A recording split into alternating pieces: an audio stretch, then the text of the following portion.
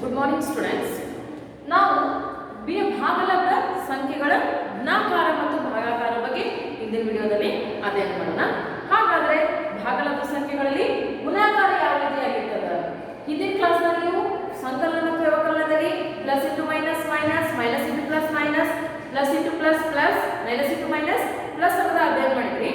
ಇವಾಗ ಗುಣಾಕಾರದಲ್ಲಿ ಯಾವ ರೀತಿಯಾಗಿ ಚಿಹ್ನೆಗಳನ್ನು ಬಳಸ್ತಾ ಹೋಗಬೇಕು ಭಾಗಲಬ್ಧ ಸಂಖ್ಯೆಗಳನ್ನು ಉಪಯೋಗಿಸಿಕೊಂಡು ಅನ್ನೋದನ್ನ ನೋಡೋಣ. ಸೊ ಮೊದಲನೇ ಪ್ರಶ್ನೆ ಏನದ? 2/3 ಇಂಟು ಮೈನಸ್ 7/8 ಅಂತ ಹೇಳೋದು. ಎಸ್, ಇಲ್ಲಿ ಏನು ಲಸ ಇಲ್ಲ, ಏನೂ ಇಲ್ಲ. ಸೊ ಲಸ ತೆಗೆಯಿಲ್ಲ. ಗುಣಾಕಾರ ಭಾಗಾಕಾರ ಬಂದರೆ ಲಸ ತೆಗೆಯೋ ಅವಶ್ಯಕತೆ ಇಲ್ಲ. ಸೊ ಡೈರೆಕ್ಟ್ ಕ್ರಾಸ್ ಮಲ್ಟಿಪ್ಲಿಕೇಶನ್ ಮಾಡಬೇಕು. ಕ್ರಾಸ್ ಮಲ್ಟಿಪ್ಲಿಕೇಶನ್ ಅಂದ್ರೆ ಓರೆ ಗುಣಾಕಾರ ಮಾಡಬೇಕು. ಸೊ ಓರೆ ಗುಣಾಕಾರವಾಗಿ ಕಡ್ತಾ ಹೋಗ್ತಂದ್ರೆ ಕಡ್ತಾ ಹೊಡಿಬೇಕು.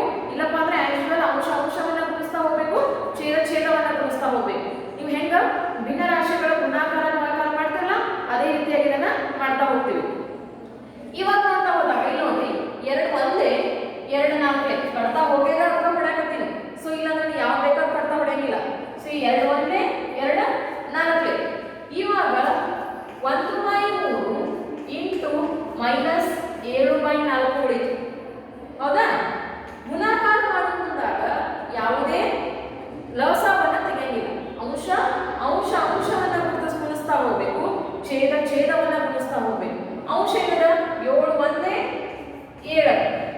ಎಸ್, 3 4 12. ಹೌದಾ? ಇಲ್ಲಿ ಏನು ಇಲ್ಲಿ ಚಿಹ್ನೆ ಹಿಂದ್ಗಡೆ ಚಿಹ್ನೆ ಪ್ಲಸ್ ಇರ್ತದೆ. ಸೊ ಪ್ಲಸ್ ಅಂದ್ರೆ ಮೈನಸ್ ಇಂಟು ಪ್ಲಸ್ ಮೈನಸ್ ಆಗ್ತದ. ಚಿಹ್ನೆಯನ್ನ ಮೈನಸ್ ಇರ್ತದೆ. ಮೈನಸ್ ಇಂಟು ಪ್ಲಸ್ ಮೈನಸ್ ಆಗ್ತದ. ಸೊ 7/12 ಅದ ಆಕ್ಚುಯಲ್ ಹಾಗೆ ಇರಬೇಕು. ಸೊ ಕಡ್ತಾ ಹೊಡೆಯಕ್ಕೆ ಮಾತ್ರ ಹೊಡಿಬೇಕು, ಇಲ್ಲಾಂದ್ರೆ ಆಕ್ಚುಯಲ್ ಹಾಗೆ ಇರ್ತಾ ಹೋಗ್ಬೇಕು.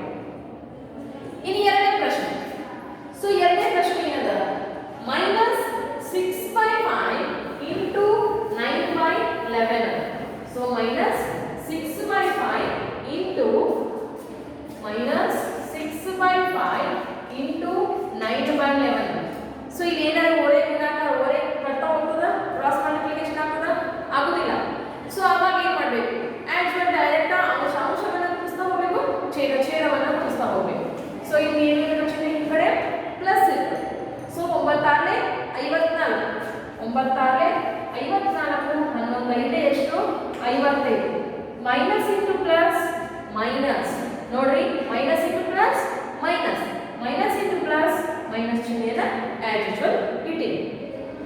ಇದು ಎರಡನೇ ಪ್ರಶ್ನೆ. ಇನ್ನು ಮೂರನೇ ಪ್ರಶ್ನೆ ಏನದು? Plus 3 divided by minus 5 plus 3 divided by minus 5 into minus 5 divided by 3 ಅದ. ಇಲ್ಲಿ ನೋಡಿ, ಇಲ್ಲೂ 3 ಅದ, ಇಲ್ಲೂ 3 ಅದ, 5 ಅದ. ಸೊ ಇವಾಗ 3 ಒಂದೇ 5 ಒಂದೇ. ಎಸ್, 1 ಒಂದೇ ಮೈನಸ್ 1 ಒಂದೇ ಮೈನಸ್ 1. ಯಾಕ? Minus into plus minus, minus into plus minus, minus minus cancel is equal to answer ನಿಂದ ಏನು ಉಳಿತು? 1 ಉಳಿತು. ಸೊ ಇದು ಪ್ರಶ್ನೆ 3. ಇನ್ನು ಪ್ರಶ್ನೆ 4. ಸೊ ಪ್ರಶ್ನೆ 4 ನೋಡ್ತಾ ಹೋದಾಗ ಏನದಪ್ಪ? 3/10 ಇಂಟು ಮೈನಸ್ 9. ಇದು ಕೆಳಗೆ ಏನು ಇರ್ಲಿಕ್ಕ ಒಂದನ್ನ ಬರಿತಾ ಹೋಗ್ತೀವಿ. ಇವಾಗ ಇದನ್ನ ಗುಣಿಸಕ್ ಬರ್ತದ? ಇಲ್ಲ. ಸೊ ಆಕ್ಚುಯಲ್ ಏನ್ ಮಾಡ್ಬೇಕು? ಈಗ ಅಂಶವನ್ನ ಗುಣಿಸ್ತಾ ಹೋಗ್ಬೇಕು, ಛೇದವನ್ನ ಗುಣಿಸ್ತಾ ಹೋಗ್ಬೇಕು. 9 ಮೂರಲೆ ಎಷ್ಟು? 27. 10 ಒಂದೇ ಎಷ್ಟು? 10. ಇವೇನು ಇಲ್ಲಿಂದ plus plus into minus minus. So actual 27 divided by 10 is our answer. ಇದೆಲ್ಲವೂ ಏನು? ಭಿನ್ನ ಭಾಗಲಬ್ಧ ಸಂಖ್ಯೆಗಳ ಗುಣಾಕಾರ. ಇನ್ನು ನಂತರ ನಾವು ಭಾಗಾಕಾರವನ್ನು ನೋಡೋಣ.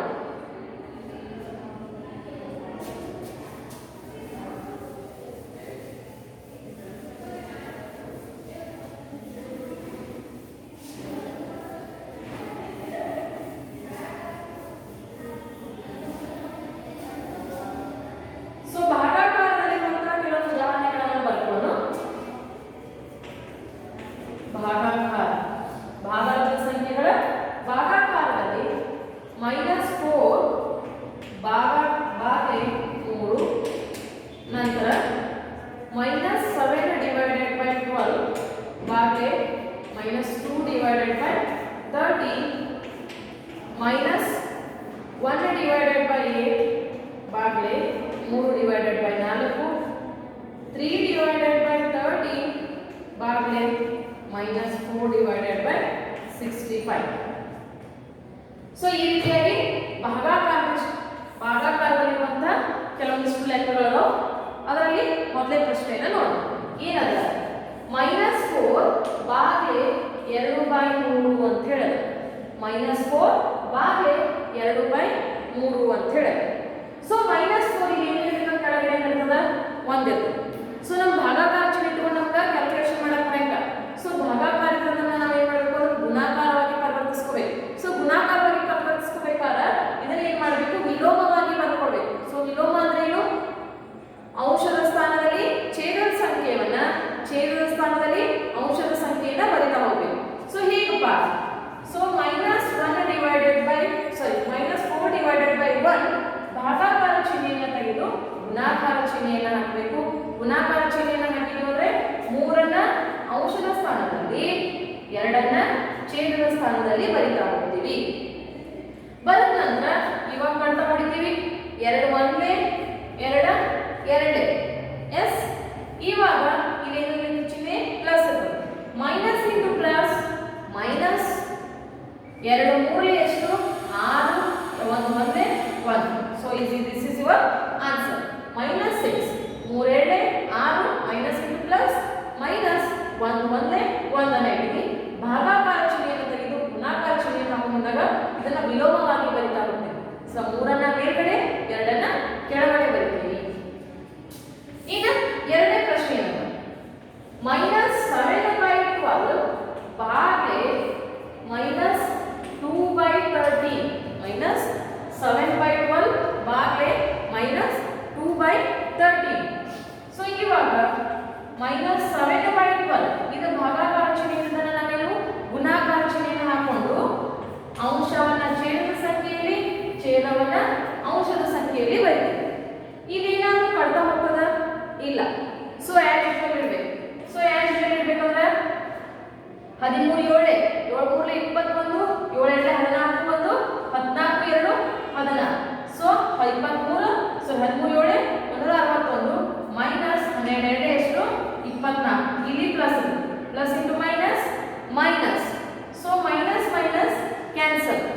ಹೌದಾ? ಮೈನಸ್ ಮೈನಸ್ ಕ್ಯಾನ್ಸಲ್ ಆದ್ಮೇಲೆ 161 divided by 24 is our answer. ಇದು ಗುಣಾಕಾರ ಚಿಹ್ನೆ ಹಾಕೊಂಡು ಉಲ್ಟಾ ಬರ್ಕೊಳ್ಳಿ. 13 7 161 12 24 ಅನ್ನ ಬರೆದು ಮಾಡಿ. ಈಗ ಮೂರನೇ ಪ್ರಶ್ನೆ.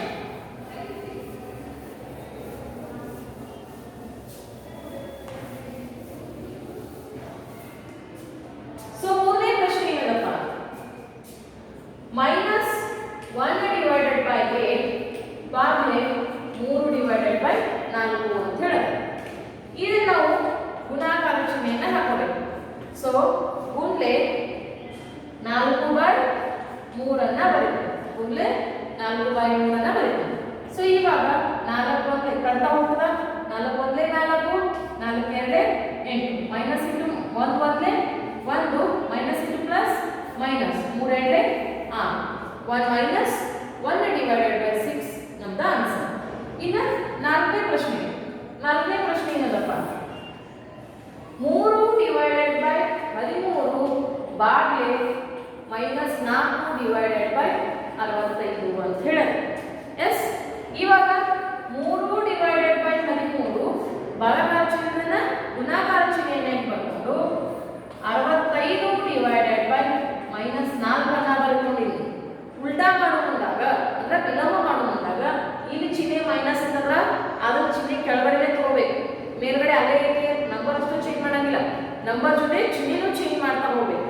ಸೊ ಇವಾಗ ನಾವು ಕಟ್ತಾ ಹೋಗ್ತದೆ ಎಸ್. 13 1 13 13 5 65. ಇವಾಗ 5 3 ಎಷ್ಟು 15 4 1 -4. ಸೊ -4 ಅದ ಆಕ್ಚುಯಲ್ -4 ಇಟ್ಟಿನಿ. 3 5 ಎಷ್ಟು 15 4 1 4 ಅನ್ನ ಇಟ್ಟಿನಿ. ಈ ರೀತಿಯಾಗಿ ಭಾಗಲಬ್ಧ ಸಂಖ್ಯೆಗಳಲ್ಲಿ